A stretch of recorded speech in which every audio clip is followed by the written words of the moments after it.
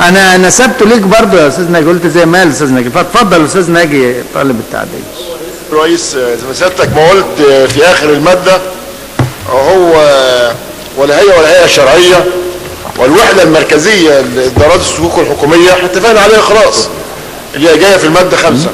اذا كانت الصكوك حكوميه ويتم توزيع عوائد المشروع والنشاط بين مدير الصكوك الى اخر النص، يبقى التعديل بتاعي احنا بنشيل اللي جاي في نهايه الماده اللي بيتكلم عنه وفيما يتعلق بالصكوك الحكوميه يلتزم مراقب الحسابات اضافه الى ذلك بارسال نسخه للوحده المنصوص عليها في الماده 5 اصلها 4 من هذا القانون واستبدلها والوحده المركزيه لاصدارات الصكوك الحكوميه اذا كانت الصكوك حكوميه.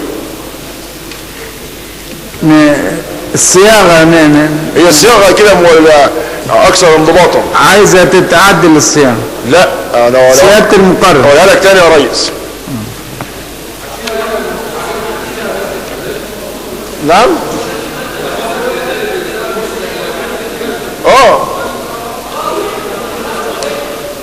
قول الصياغه تاني، قول الكلمه تاني.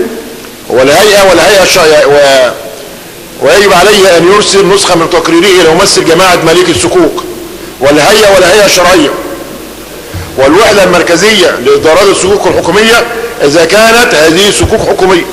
يعني هي صياغه او صياغه مقبوله، صياغه مقبوله خلاص اقعد. صياغه مقبوله.